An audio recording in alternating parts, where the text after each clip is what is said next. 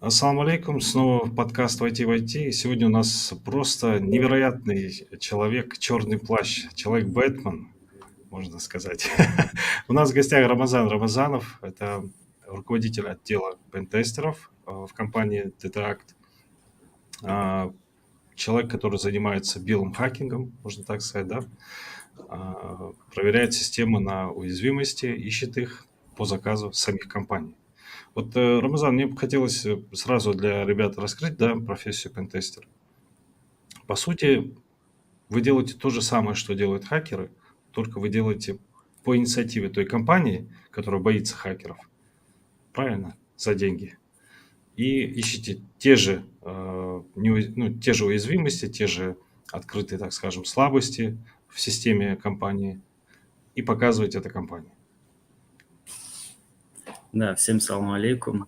По сути, да, ты правильно все сказал. Мы занимаемся тем же, что и, можно сказать, злые хакеры.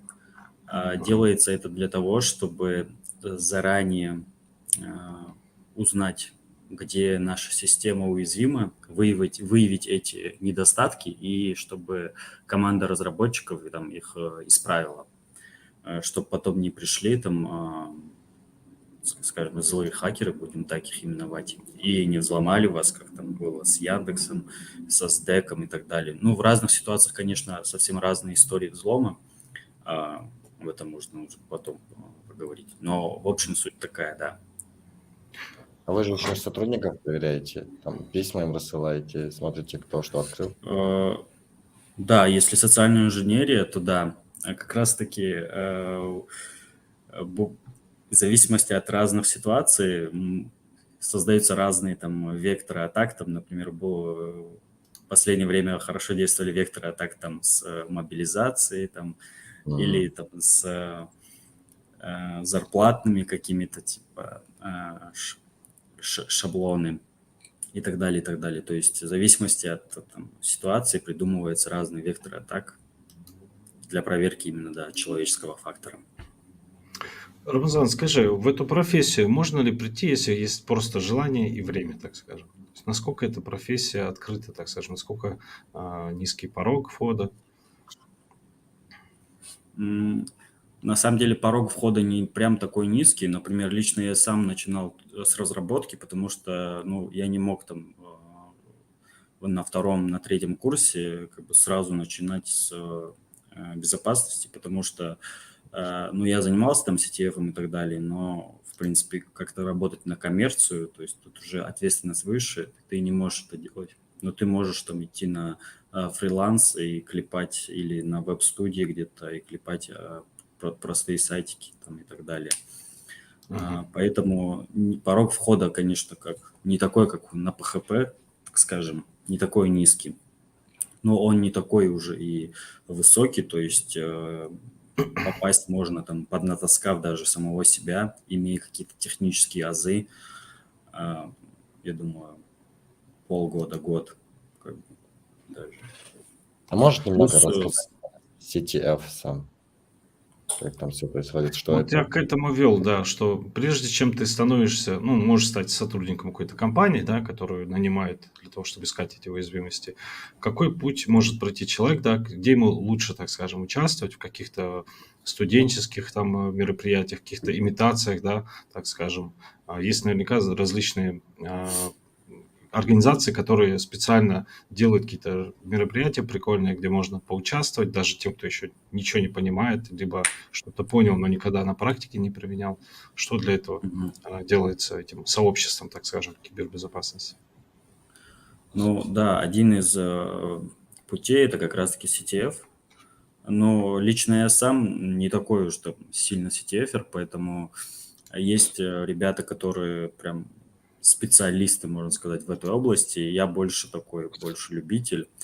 Но это один из тех путей, наверное, где большая часть пентестеров, там, application security специалистов как раз-таки пришли из CTF. То есть они там начинали играть, то есть они учились там в университете, неважно, там на программную инженерию или на информационной безопасности, и по ходу этого как раз-таки дошли до этого.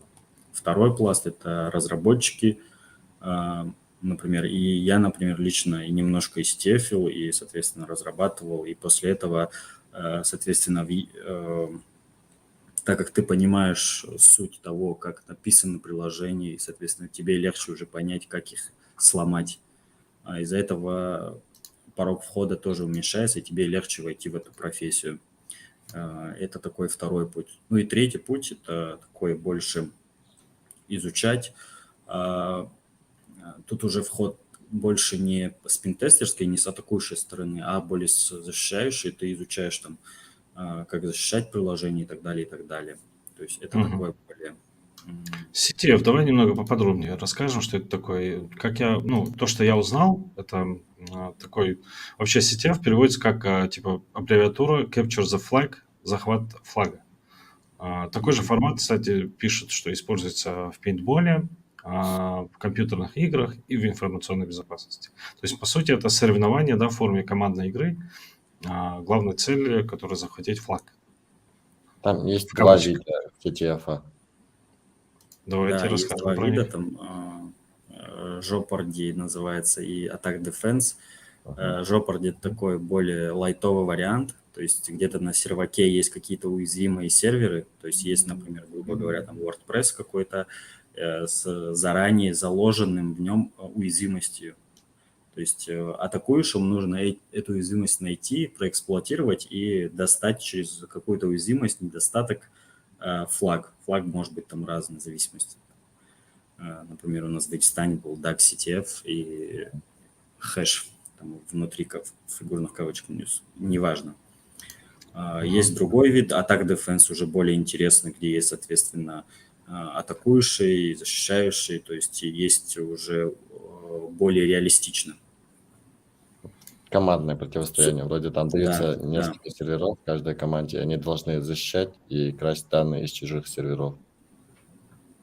Да. Кто проводит вот эти соревнования? Ну, в Кто России есть инициатор? несколько таких, но это не организация, это любители при университетах.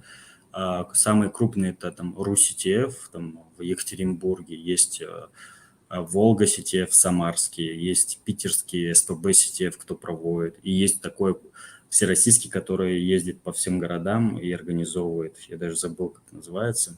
Ну вот на Кавказе как раз впервые был DAG CTF еще в 2015 году. Вот там как раз мы поучаствовали, и там заняли первое место, и вот там как раз-таки я и познакомился с Амаром, который сейчас основатель DT-акта. Он был, с помощью него они организовали как раз в Дагестане. Мгм. А сам он тоже дагестанец, правильно? Да, да. То есть он привел как бы их для того, чтобы... Ну, точнее, они сказали Амару, давай помогай, вот в твоей родной Мгм. республике проводим, вот, А вот поучаствуй.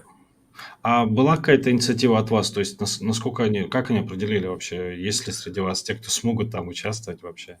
Или там были ребята со всей России? Там нет, в первый год, кажется, только там 4-5 команд было с ДГУ, с политеха нашего, с нархоза, еще какие-то там будут.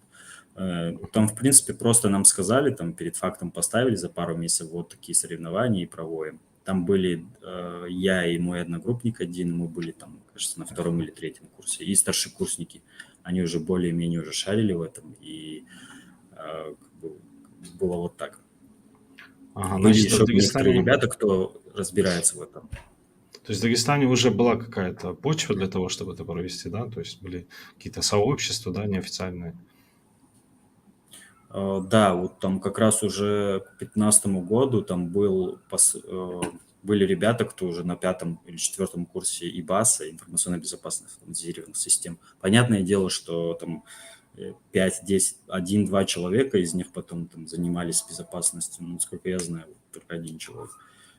Из нашей группы тоже там 2 человека и так далее. Но это уже дало какие-то плоды. Были из ДГУ ребята, были из ДГУНХа сейчас, там, я знаю, ребята из нархоза там в Акронисе работают.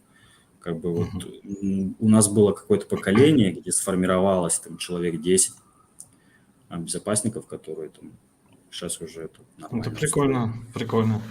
А, Расскажи, какие призы вообще бывают? Денежные призы, признание какое-то, трудоустройство, может быть, не знаю, Ну, стажер. насколько я знаю, самый большой пока приз был, это китайский CTF был, как раз выиграла вот российская команда, это самая топовая команда, в нем Амар как раз один из участников их тоже, $100 000.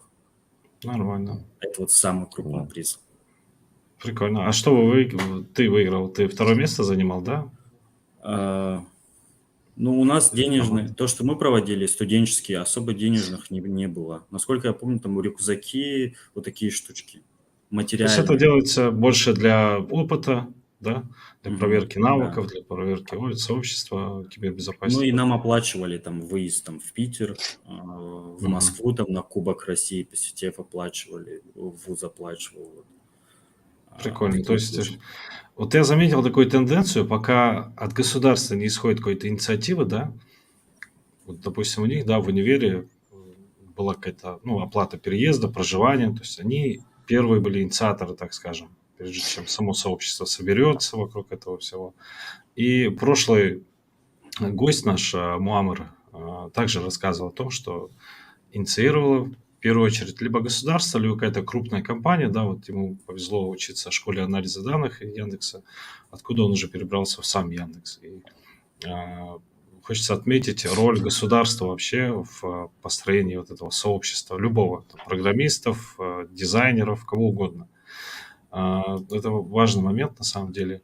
Но мне кажется, и силами некоммерческих организаций, да, в содействии с такими компаниями, можно было бы что-то придумать и в Ингушетии.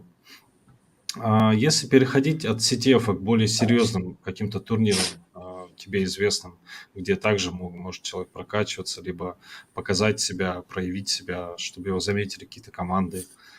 Есть ли такое, что-то подобное? Ну, прям чтобы турниры. Есть так называемые Pivot Tools, кажется, я точно не помню, но там типа очень крутые ребята собираются, там взламывают Тесла и так далее, то есть вот в таком. То есть там тоже этот, это мероприятие как раз для того, чтобы вот хайпануть именно себя, после этого человек вот становится. Второй момент – это чтобы как-то себе показать, это вот бак-баунти.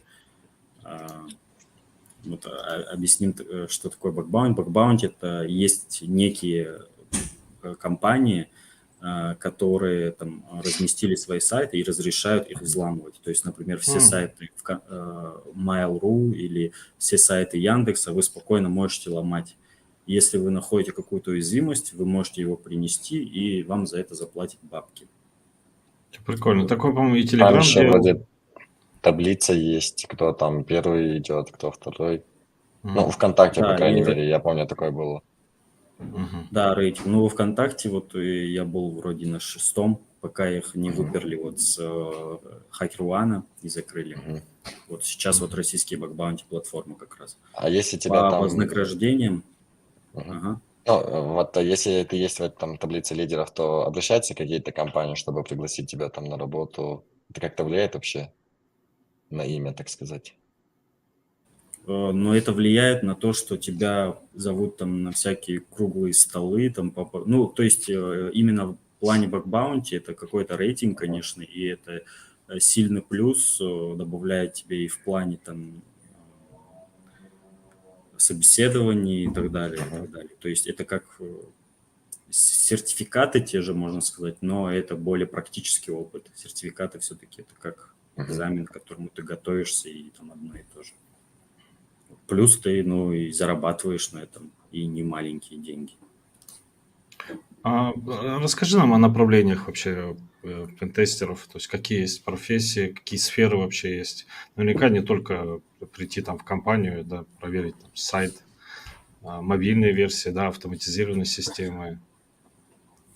Да, на самом деле много направлений, так скажем. И лично я занимаюсь направлениями веб, API, иногда мобильные приложения. Также есть как бы, если разделять в общем, есть две такие крупные направления. Это первое, это внешнее, когда ты из интернета атакуешь там API, по IP-адресам, что-то и так далее.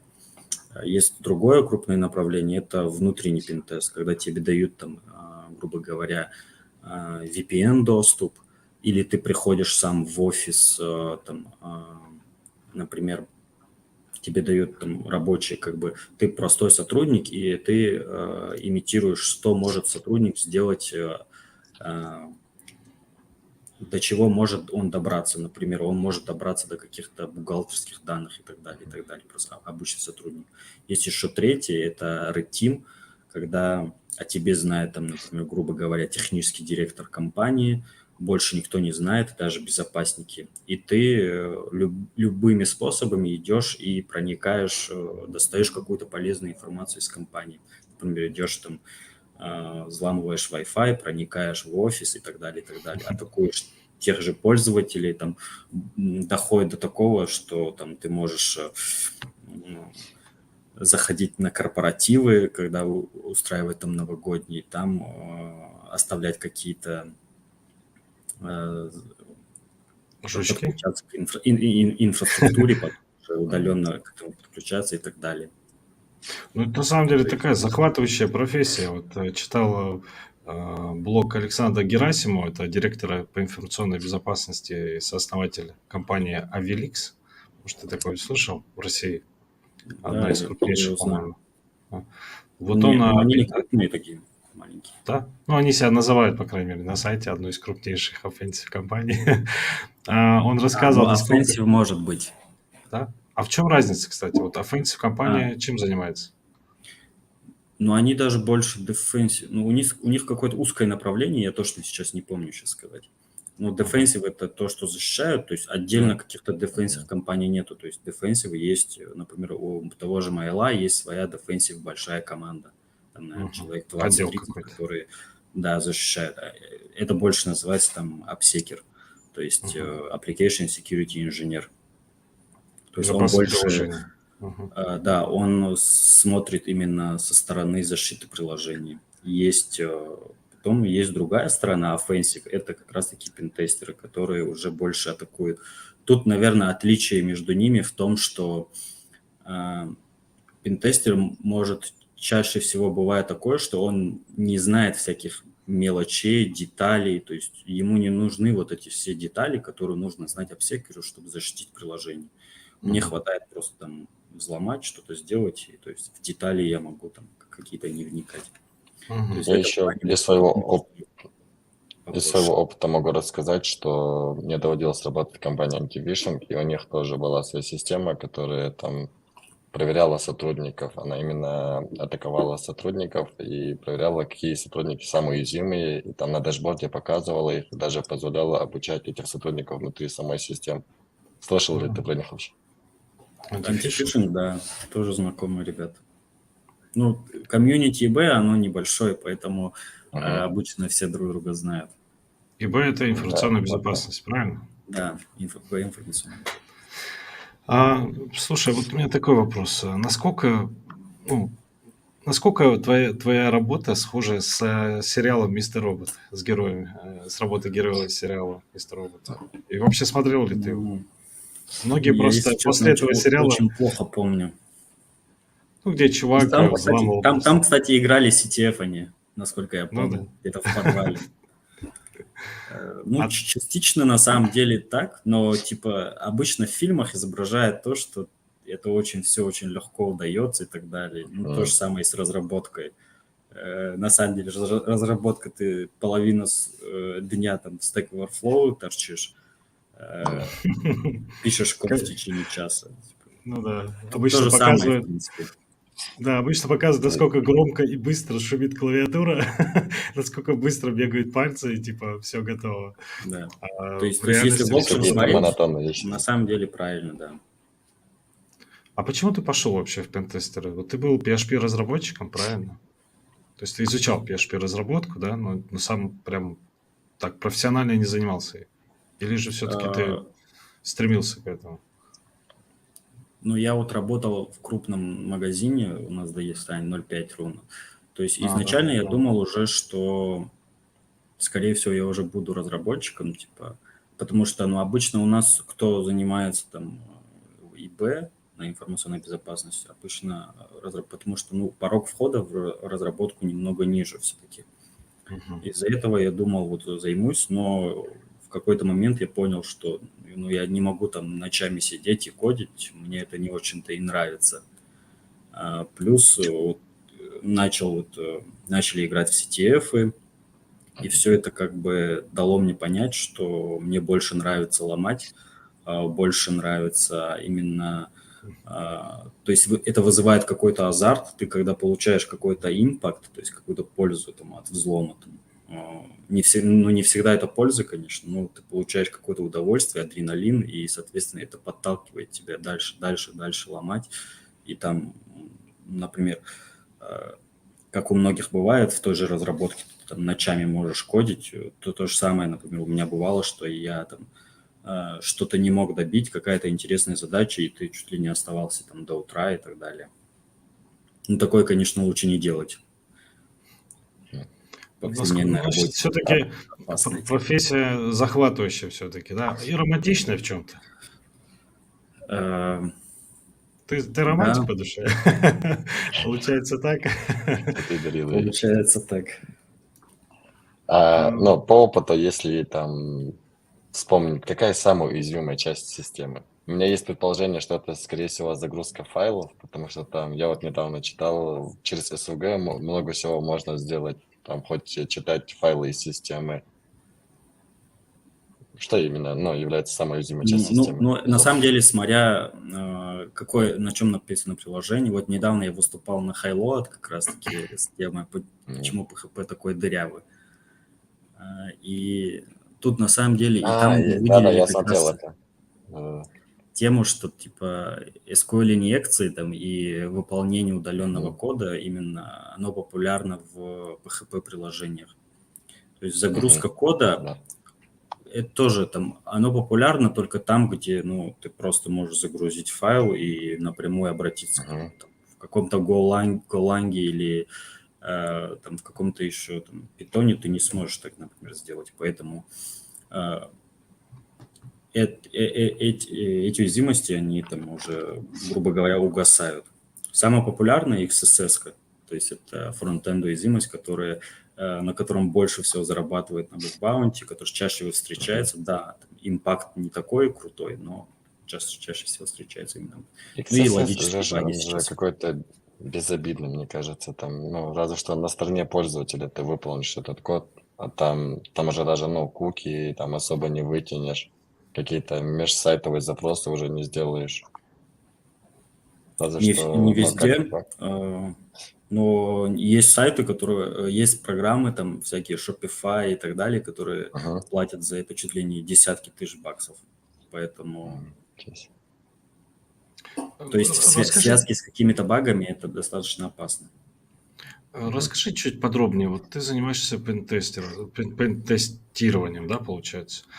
И м, ты используешь какие-то программы, ты пишешь что-то с нуля, как ты вообще получаешь доступ к коду Давай чужой начнем с того, программы? какую систему ты юзаешь Да, вот, по допустим, я Linux. чайник в том, чтобы там кого-то взломать. Что ты делаешь? Вот, в чем твоя работа заключается? Ты подключаешь какие-то устройства, или же ты используешь какие-то программы, вот такие скрытые, которые только вам продают, так скажем, или вы сами их разрабатываете? Нет, на самом деле ничего такого нету. Обычно все эти программы, там, чуть ли не на каждом докладе я обычно, например, публикую там списки инструментов, с чем я работаю.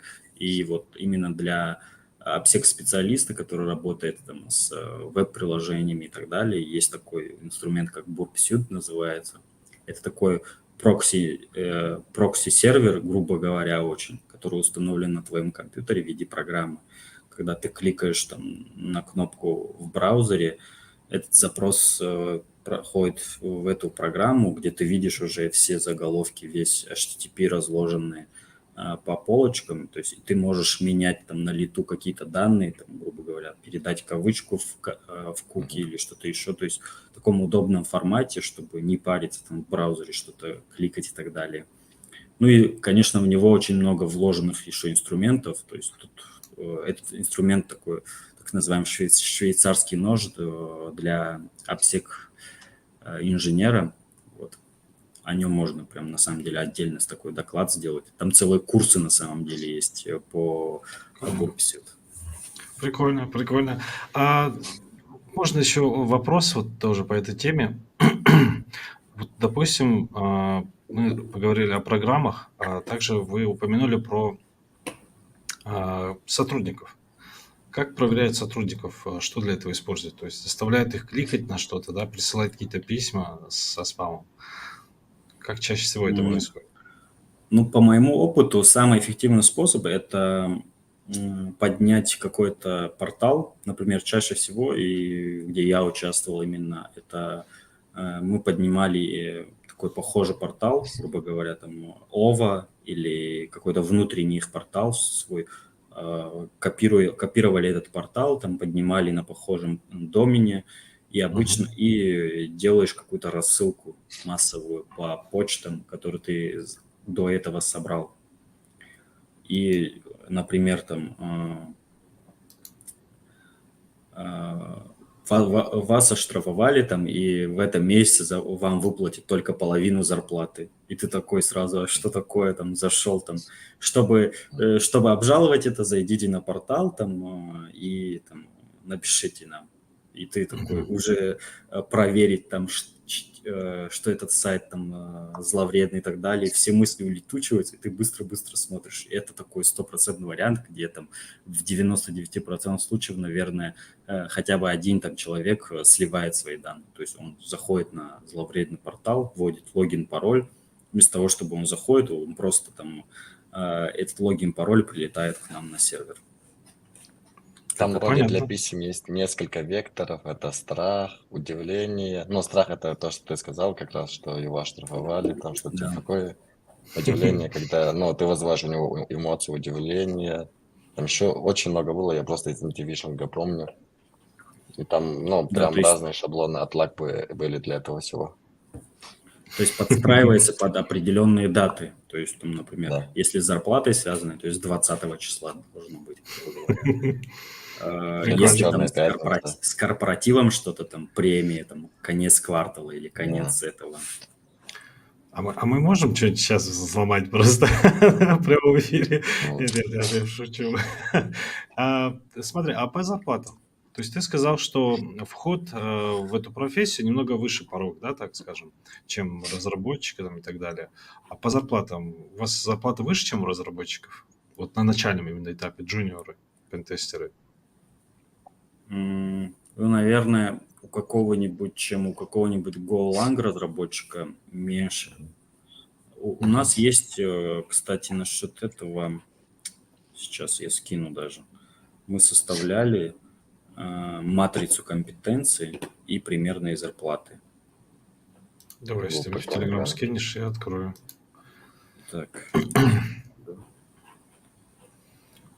А компании, которые прям обучают именно этичному хакингу, да, и пентестированию, я смотрел, вот, что ты недавно давал интервью Codify, это форум, да, информационной безопасности. У них есть школа своя, где они преподают как раз-таки пентестирование на питоне, там и другие у них есть направления. Насколько ты посоветуешь вот этот форум для ребят, эту школу форума, так скажем, Codify?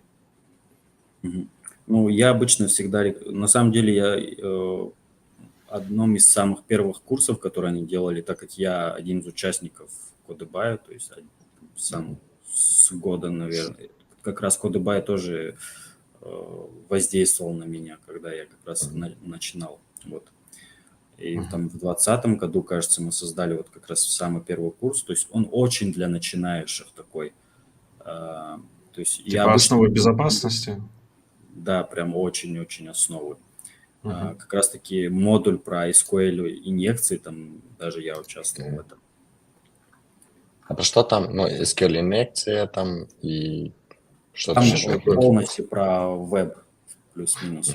Давайте вот про технологии тоже поговорим, то есть какие языки программирования используют для тестирования.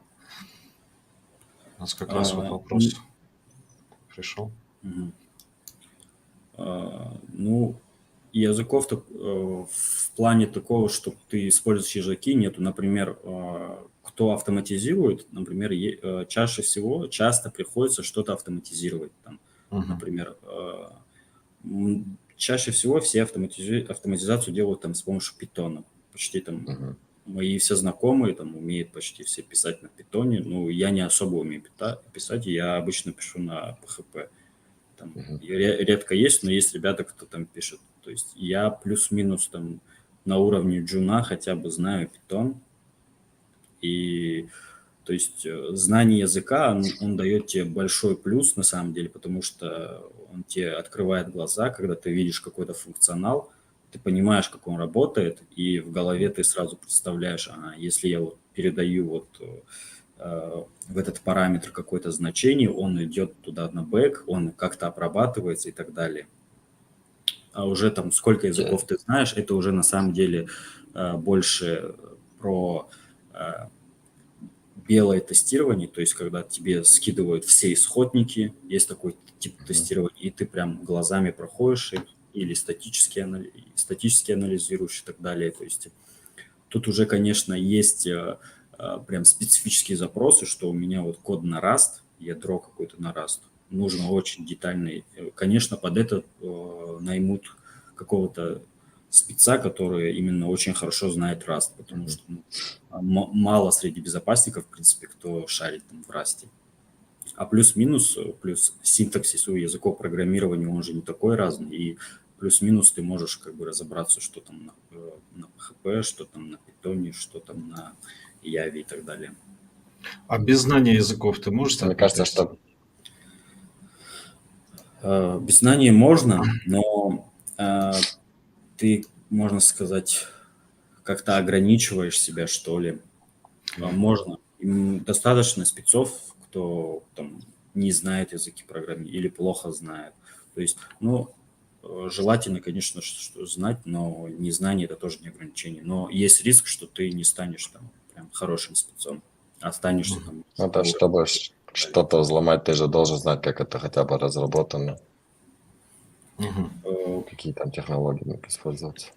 Почему я заговорил об этом? Потому что вот в нескольких статьях я прочитал, что важнее разбираться в социотехническом поведении ну, поведении этого пользователя, так скажем, да, чем разбираться в языках, насколько это верно. Ну, тут на самом Ну, деле, чем ты именно занимаешься, если ты там, конечно, какой-нибудь редтимер или проводишь социальную инженерию, то да, конечно, тут больше софт-скиллы, наверное, даже важнее, чем какие-то технические хард-скиллы. А Мгм. если ты как раз-таки именно занимаешься веб-тестированием, ломаешь там веб, где именно мгм. написано языком программированием каким-то там, неважно каким, то, конечно, тут даже не важно, что ты там умеешь прям писать код, какие-то enterprise сложные проекты. Тут хотя бы нужно понимание того, что как все происходит в бэкэнде, то есть Да. как это называется, да, ну, в принципе, как работает, в общем. Окей, Вот окей. у нас был ингурский блог один, и я параллельно делал похожий блог для себя, и я там просто тоже какие-то гипотезы проверял, там, допустим, есть редактирование статьи, я брал этот постный запрос, выставлял его у себя и заменял там айдишник и смотрел, заменится ли там статья у этого пользователя, и она там заменилась. Потому что когда ты, ну, такие порталы проверяешь, ты в целом предполагаешь, что вот какие-то такие вещи, какие-то вот эти банальные проверки, скорее всего, там не сделаны, потому что, скорее всего, это Да. было сделано там очень быстро и не заморачивайтесь. Просто прикольно было такие баги Недостаточная находить. авторизация, да. Да.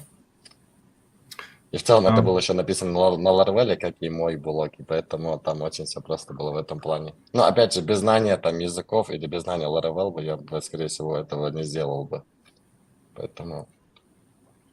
Не, это можно сделать, то есть набраться опыта, то есть ты Мгм, несколько раз сделал это, прочитал статью, ага, вот он так мгм, сделал, давай-ка я попробую, вот похожем функционале сделал, ага. То есть у тебя такое появляется, грубо говоря, и много знаю таких ребят, у них мгм, появился жизненный опыт, они много чего поломали, они не знают, как это работает, но у тебя есть опыт уже.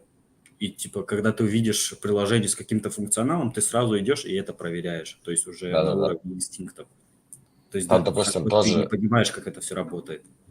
ну да, ну вот тоже удаление записи, допустим, ты видишь, что там отправляется слэш ID записи, и ты там можешь подставлять какие-то разные цифры других пользователей и проверять, там, удалиться, не удалиться у этого Мгм. пользователя. В этом случае, наверное, каких-то особых знаний не нужно, просто проверять свои гипотезы. А вот, ну, когда заходит речь про именно безопасность, есть же у них такое понятие, как ЦВЕ. Это когда, ну, ты нашел какую-то уязвимость, и ей дают какой-то уровень. Вроде их несколько уровней бывает. У тебя было такое, что, ну, ты нашел баг, там, в том же WordPress, может быть, и ей присвоили ЦВЕ? Ну, есть ли люди, которые прям специально ищут баги? Вот это когда Мгм, zero day, то есть неизвестные еще баги, когда находятся в мгм, каком-то в вендорском софте, и мгм, тебе присваивают за это там CVE как раз-таки. мгм, У меня было в Bittrex, не в WordPress, а в Bittrex, там XSS как раз была обход WAF, их проактивного фильтра. Такое было. А ЦВЕ это какая-то престижная вещь, я так понимаю, да? Э, Да нет, не особо. Ну, зависимость какое CVE. И если вот то же самое, что было там с Log4j, когда там мгм. пол интернета взломали, и это, конечно, престижно, да. Мгм. То есть, ну, это редкость такое. А давайте Вот поговорим ЦВЕ, про взлом да, как раз-таки компании. Ибрагим, закончи мысль. Да-да. не-не, уже все. Да, Если закончи, про закончи, ЦВЕ что мы еще... понятно. А не, Не, я говорил, что расскажи. ЦВЕ это, можно сказать, такая история всех уязвимостей в разных системах. Мгм. Там, если, допустим, ты делаешь какое-то приложение, там, на Laravel, на WordPress, ты можешь посмотреть, какие были ЦВЕ на твоей версии, и в целом тоже посмотреть, попытаться их воспроизвести. Понял, окей. Ну да, это такой changelog, можно сказать еще, да. Мгм. А если говорить про... Ну, вас нанимают в основном компании крупные, так? Маленькие компании не совсем могут себе позволить на такие услуги. Ну как, есть маленькие компании, которые, та же крипта, которые зарабатывают очень много. Э, Мгм. Есть всякие, ну в основном, конечно, да, это крупные компании. Если считать Россию, то это, да, это крупные компании определенные, у А ты которых работаешь уже, за рубежом? ну на данный момент, да. А так Ага, нет, так из Москвы. ага. То есть ты временно пока переехал, получается. Собираешься обратно. Не переезжал даже, а так на отпуске, можно сказать. Ты на отпуске. То есть мы тебя потревожили все-таки. Ну, не совсем отпуск, а такой полуотпуск. Я работаю просто так. Насколько сложно вообще Зимний договариваться? То передых. есть, вот вас нанимают, да, у вас же наверняка много всяких условий прописано в договоре, что вы не сможете там использовать данные. Если вдруг используете, вас там навечно посадят в тюрьму, не знаю, в компенсацию какую-то там оштрафуют. А вообще, как происходят вот эти соглашения? Или там уже все так наработано, что, в принципе, все понимают, стандартно какие-то соглашения НДА там и так далее? Расскажи вот об этом А, немножко. Ну, чаще всего все адекватные, все плюс-минус друг друга знают, и чтобы вот так подставить, это... Ну, бывают, да, такие люди, которые такие специфические, можно сказать, которые будут придираться к каким-то всяким мелочам и так далее. А так, в общем, все адекватные, то есть условия адекватные. То есть, да, конечно, ты если найдешь там удаленное выполнение кода и пойдешь там и сразу сольешь его в паблик, конечно, там суды пойдут, скорее всего. Ну, а так, если ты соблюдаешь какой-то NDA обычный, то каких-то инцидентов пока вот не бывало. Но чаще всего вы работаете с секретными данными, так ведь? Ну как, обычно чаще всего мы работаем блэкбоксом. Блэкбокс это когда вот, например, есть и, грубо говоря, а, какой-нибудь там Google, он дает тебе вот google.com и все, там типа, больше информации не дает. Дальше всю информацию ищешь ты, там, Мгм. какие у них IP-адреса и так далее, и дальше уже сам развиваешь атаку. То есть он никакой секретной информации тебе не дает. Но если ты находишь там какую-то уязвимость, то, соответственно, в договоре прописывается, что ты, конечно, эту уязвимость там потом в отчете передаешь им. и ты можешь его как-то разгласить там потом, если это какая-то крутая там была уязвимость, там, грубо говоря, Zero Day, до этого такую никто не находил, там, чтобы с ним рассказать там на форуме и так далее, на конференции какой-то, то с разрешения, вот уже, если они уже исправили, там прошло какое-то длительное время, чтобы вдруг снова оно не всплыло, то бывают такие ситуации, что вот так рассказывают тоже. А Круто. расскажи о своем участии в Bug Bounty. Ты когда-нибудь выиграл большие денежные призы? Насколько тебе вообще интересно там участвовать? Ну, я достаточно, можно сказать, большую сумму выиграл, получал, когда ломал Citymobil еще, который уже закрыли. Это был как раз Майл. Там как раз таки максимальная выплата за одну уязвимость была $15 000, например. Нормально. Впечатляет. И Да. сколько времени На уходит? холоде об этом. Сколько времени у тебя ушло на это? И какой-то год был? То есть насколько ты опытный был тогда? Это вроде 20-й год был, это как раз на карантине. Делать было нечего, и ты решил взяться за них, да? Да, в момент карантина как раз, да, и проекты упали. Я как-то в апреле начал, и вот там до мая только ломал вот Citymobil.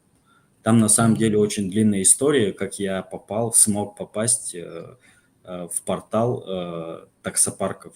То есть там есть специально отдельное приложение, куда вот я как ИПшник могу подать там, и подключать там таксистов всяких. Или туда же может подключиться таксопарк и подключать своих таксистов и так далее. И вот в этом портале вот было найдено там огромное количество. Там до меня попали туда двое ребят, там вообще один из Беларуси, на самом деле оба из Беларуси, которые работали в ИПАМ. Вот. И уже сдали много уязвимостей, но вот еще кое-что осталось, и вот я тоже сдал. Были как раз Это какой-то секретный где портал был? попались. Нет, это не секретный, это таксисерф называется, где, ну, если вот ты ИПшник, ты можешь просто зарегаться там, имея свой ИП, и там подключать туда каких-то таксистов и получать с них процент, грубо говоря. Второй способ был это, типа, если у тебя есть таксопарк, и сдавать свои машины в аренду и так получать комиссию. Прикольно, прикольно. Рамзан, а что ты посоветуешь ребятам, которые хотят изучать эту сферу, да? То есть, где им учиться, как им лучше развиваться? Я понимаю, что есть вот Codify, да, у них есть хорошая школа, есть различные лаборатории, да, пентестирования. Hack the Box, еще там было несколько, я вот себе отмечал. Hack the Box, RootMe и OneHab называется. Мы их потом тоже в отдельном посте отметим, ребятам в Телеграм скинем. Сириус еще есть, если я не ошибаюсь, в Сочи. И на самом деле я всегда рекомендую, если есть время, то ни на какие курсы не подключаться, никакие курсы не брать. Лично я считаю, курсы – это ерунда полная. У меня такое же мнение. Они нужны только в том случае, если у тебя совсем нет времени. Они хороши. Это то же самое публичная информация, на самом деле, просто она структурирована. Если ты совсем лентяй, ну или у тебя там дети, семья уже, ты приходишь, у тебя есть там час-два свободного времени каждый день, то уже можно как-то брать, чтобы ты уже не тратил время там на какое-то самостоятельное обучение, а просто по готовому шаблону уже проходился.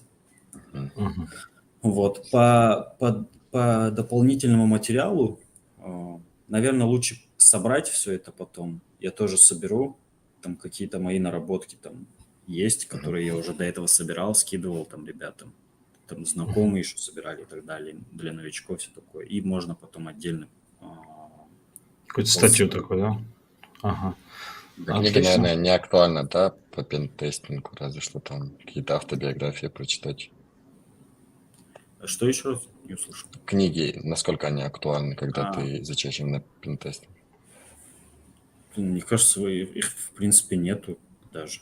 Да, вот Там, тоже кажется, Ну, я не знаю, я что-то не встречал или не помню. Там есть, конечно, всякие про Kali, Linux и так далее. Мгм. Просто А, обзор вроде бы. так, Но есть автобиографии, как этого самого известного хакера звали. У него сейчас компания тоже Кевин какая-то Митник. своя.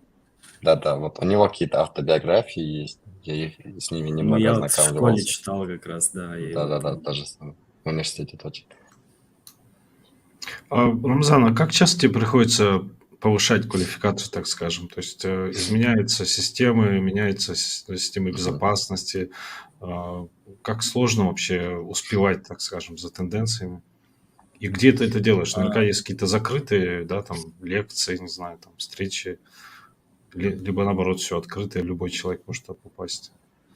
Сколько это Ну, дорого? первый, лично я считаю, что самый эффективный способ, когда ты уже активно практикуешь это дело, это а, изучение чего. То есть там прилетает какой-то сложный проект, например, грубо Мгм. говоря, возьмем там облачное что-то, или там какой-то сложный там банковский сервис и так далее. Мгм. То есть исследуй какой-то новый, то, что ты до этого не изучал, ты на Мгм. практике, лично я вот по таким данным получаю, то есть больше всего, так скажем, импакта для меня и прокачиваю как-то хард-скиллы свои. Но в последнее время я больше прокачиваю, даже упор делаю там больше на софт-скиллы, Мгм. вот. Хард-скиллы больше как раз-таки прокачиваются в моем случае, наверное, вот так, во время проектов именно. Мгм. Также их... Еще есть способы, конечно, это вот тот же Hacksbox, а, всякие сервисы еще, и тут сразу сходу и сложно вспомнить. Ну да, вот я открыл у тебя Хабр карьера, не Хабр карьера, а Хабр.ком, и у тебя тут в основном все статьи, связанные по софт-скиллам. Редко можно какие-то хард вещи встретить. Он очередной раз Эс- подтверждает, что 85% ну, успеха трудоустройства и работы зависит от софт-скиллов. Как бы у тебя хард-скилл не был развит. Потому что много самозванцев уже есть, да, и в сфере разработки, в сфере дизайна или там маркетинга. Многие не особо понимают, как правильно кодить, как правильно составлять код там. И да, он может работать, но работать на костылях, а тот, кто тебя нанял, может вообще не понимать, что он на костылях, там, да, пока только не встретит более опытного разработчика, который начнет там плеваться от вида этого кода. И софт-скиллы Ну, такое, реально... мне кажется, работает в каких-то веб-студиях. Нет? Мгм. Ну, в Мгм. каком-то условном Яндексе вряд ли это прокатит Ну, такое. Яндекс, он один, Да. так скажем. Ну, может, там две компании, извините, три компании Не, крупных. ну я в принципе имею в виду, где есть технически подкованные. То есть то же самое у нас. Мы такого человека, в принципе, сразу раскусим, потому что ну, там видно будет это сразу там, по тестовым заданиям, Я по имел в виду, что способу софт-скиллы прокачивать. очень решают. Допустим, взять какие-то местечковые там студии или там те же там кафетерии, рестораны, которым нужно бывает всякие Ну, автоматизации, да, там да. то они могут нанять человека, который не очень разбирается в этом, потому что им дорого нанимать студии, где сделают отличный код там за 1 000 000 рублей, но они ищут фрилансеров там, да, которые могут а, ну, может, не слишком качественно, да, но сделать что-то на костылях и заплатить им там 500 000 Мне рублей, кажется, допустим. как раз-таки в студиях и пишут плохой код Да. Ну, не на знаю, многие СММ. студии запрашивают большие деньги, там 10-20 миллионов рублей за какое-то одно Да, приложение. у них обычно команда большая бывает, и из-за этого расценки такие. А у вас компания большая? Нет, да нет, у нас так 20 человек. А ты говорил, что это, по Да. сути, дагестанская компания. Вот что ты имел в виду? Что вот эта акт, это она расположена в Дагестане, получается, да? Не, но она не расположена, то есть основатель DTACT Амар, то есть он Мгм. дагестанец, вот. Компания в Москве, да? И да, он его там основал, грубо говоря, вроде в 2018 году, в феврале. Мгм. И там уже в сентябре я тоже подключился, там он меня нанял, вот, да, и мы Мгм. вместе делали там где-то год-полтора. Потом начали нанимать, сейчас там уже у нас пятеро или шестеро дагестанцев, пятеро вроде, да, Мгм. вот. А ты технический И директор там? такое, Ну, у нас нет такого прям разделения пока, чтобы, вот, то есть категории, чтобы технический директор, коммерческий директор и так далее. Мгм. Но я Ну, именно техдиректор. руковожу делом М, внешнего анализа решенности. м. А Вот. насколько часто белые хакеры становятся черными хакерами, так скажем, да, злыми хакерами? Бывает, что Мне переходят на кажется, сторону очень зла. редко. Мне кажется, это Почему? очень редко, потому что на стороне белых хакеров, ну, начнем с того, что на стороне белых хакеров на самом деле ребята в 100 раз круче, там всякие кардеры и так далее, это на самом деле очень Мгм. такие люди с банальным набором навыков, которые все делают там как-то по шаблону. Нет, есть, конечно, среди них какие-то, но очень такие единицы. Вот, а так сейчас достаточно много можно заработать белым хакингом, поэтому смысла там даже думать о черном хакинге, э, в принципе, мне кажется, не возникает ни у кого. Ну, лично у меня даже мыслей там не было, там, что-то сделать там и так далее. Когда тебе платят за уязвимости 15 тысяч долларов, мне кажется, да, можно и остаться Но на это еще стороне белых мало. хакеров. Есть там самая высокая выплата была пока что 8 миллионов долларов за одну из них. Но Ничего это в себе. Ага. криптовалютном проекте. Ну там, конечно, А, там денег куры не клюют, как говорится. 8 миллионов Ну долларов за и что они заплатили? За какую-то огромную большую бездну, ну что там ли? Что это было? ну, манипуляции с деньгами обычно, я уже не Мгм. помню точно. Скорее всего, там А, прямой доступ к деньгам был, наверное. А кто ее выиграл? Что-то там Компания или басно. какой-то человек один? Нет, человек один, да. Один Обычно человек. баунти это индивидуальные занятия. А они Из объявили, кто это был? компании, да, ну, обычно они сами пишут. Это ж как прокачиваешь свой личный бренд. Мгм. А кто это был вообще? Это американец, араб? Ну, Как его звали? иностранец, да, иностранец. Сейчас А могу вы за сказать. кем-то следите? Есть ли какие-то блоги, которые стоит читать? Есть ли Я такие могу люди? сказать, есть One Division Digest, каждый четверг выходит, и там они в основном за неделю собирают, что было по кибербезопасности, какие там взломы были за неделю, их выкладывают. Ну, давай статью Блог тогда почитаем. напишем с полезными ресурсами для ребят. То, что нам Мгм. Рамзан представит, тоже туда включим. А Мгм. есть ли конференции, на которые тебя приглашают, чтобы ты выступил? Вот, зачем следить, за какими мероприятиями, с какими ивентами? Для На начинающих, для самом средних? деле в ВП сформировалось такое достаточно, оно небольшое, но очень крепкое, сильное Мгм. сообщество, где организовывает очень много крутых конференций. На самом деле, Мгм. вот, ну, я был вот в этом году впервые выступал там на конференции для тестировщиков, ну, QA, Мгм. Kaizenbug, и конференции там для разработчиков, Highload. Ну и как бы если сравнивать их с нашими, да, там по качеству там не то чтобы организации, то есть подготовка спикера, вот это все безалаберно, но в остальном как бы даже Мгм.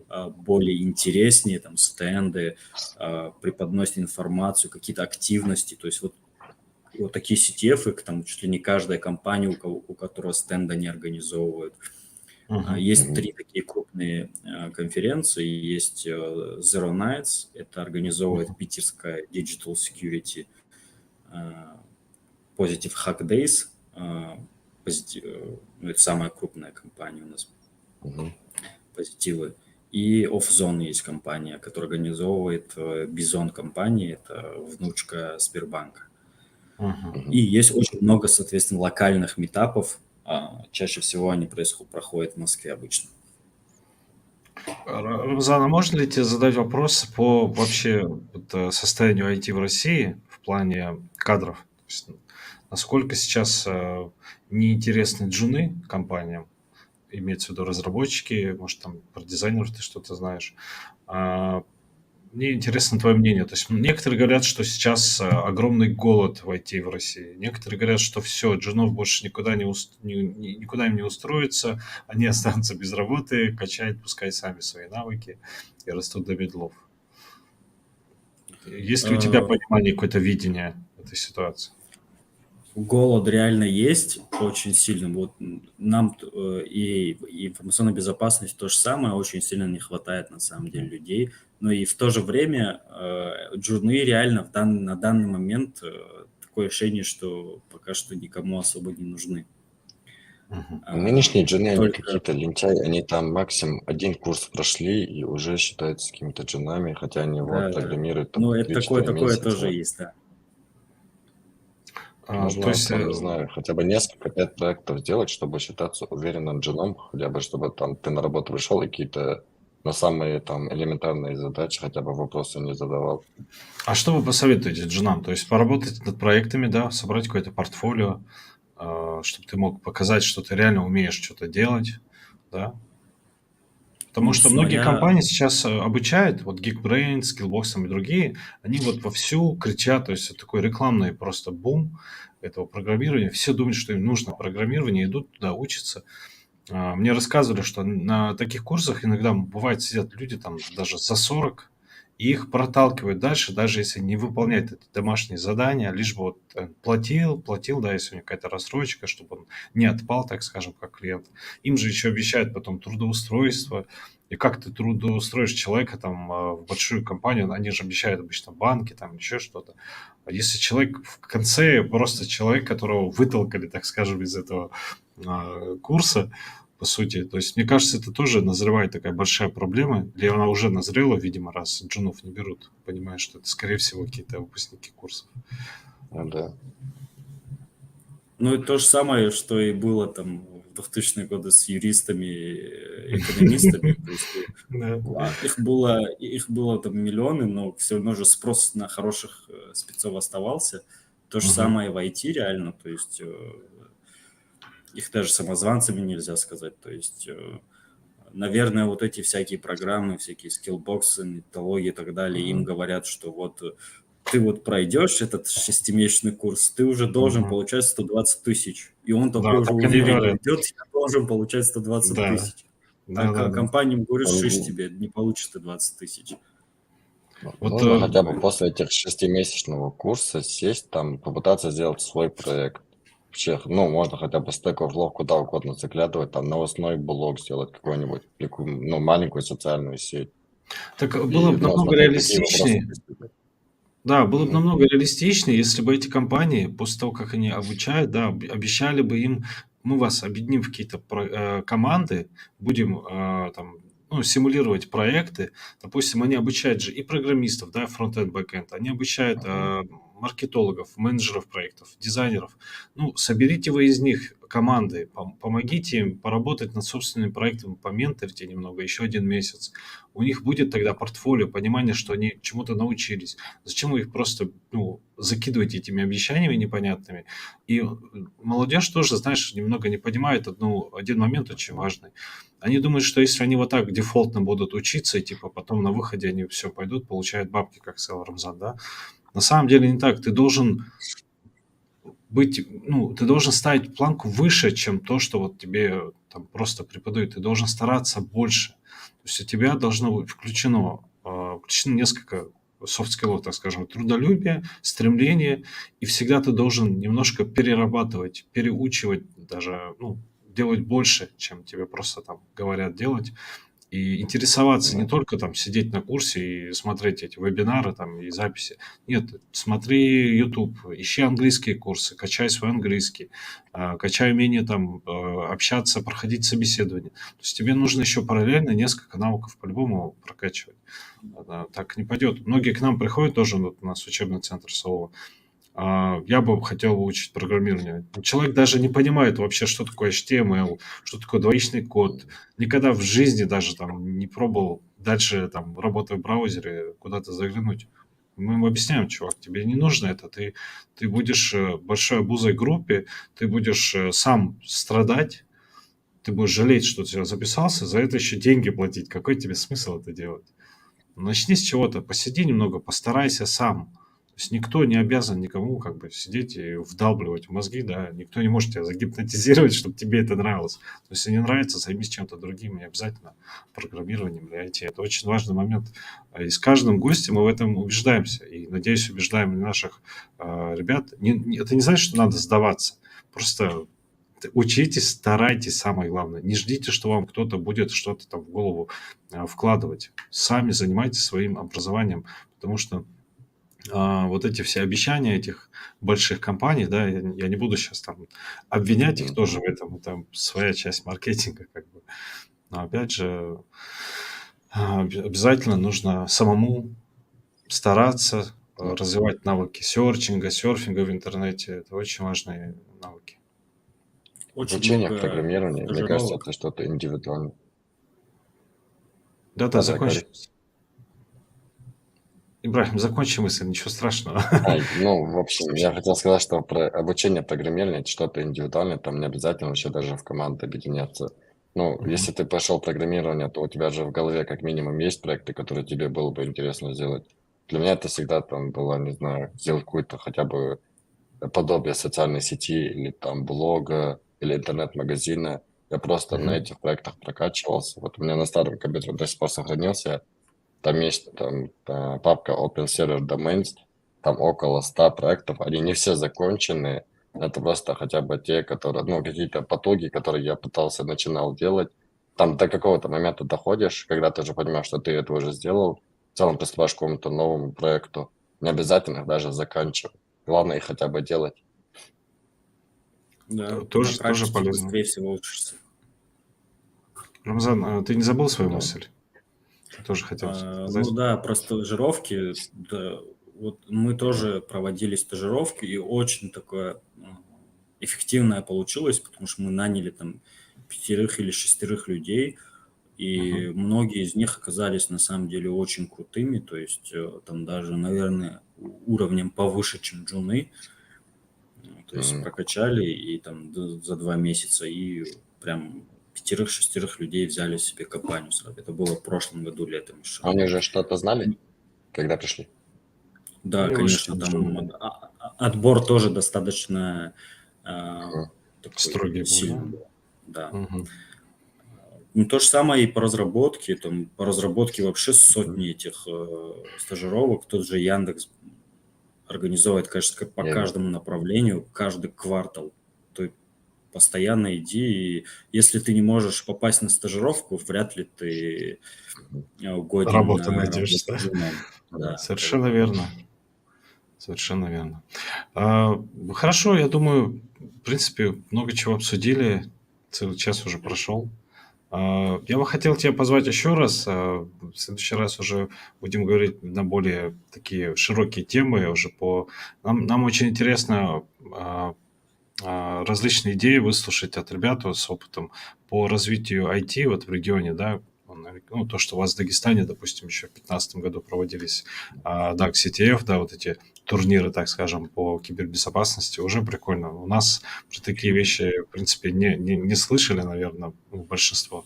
Мы хотели бы перенять, так скажем, успешный опыт из других регионов и немножко молодежь нашу растормошить, потому что а, немного, ну, картина выглядит трагично, мне так кажется.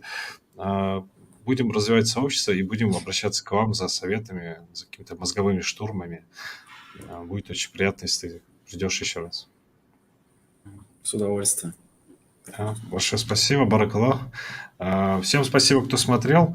Мы сейчас будем разыгрывать. Я, кстати, хотел приурочить к теме розыгрыш. Ну, результаты мы на следующей неделе скажем. У вас будет немного времени для того, чтобы рассказать про самую необычную или самую горькую потерю материальных вещей или каких-то данных, которая у вас произошла. Мы выберем 2 победителей. Можете оставлять комментарии под этим роликом. Расскажите историю, как вы потеряли, не знаю, как вы остались, как уехал поезд без вас, как вы ключи потеряли от квартиры, потом МЧС вызывали там или еще что-то. Может быть, у вас своровали миллионы рублей со счета в банке. Самая правдоподобная и интересная, красивая история, 2 самых красивых истории получат классные призы. Рамазан, спасибо, что был с нами. Мы, в принципе, закончили. Все, спасибо всем. Давайте. Самым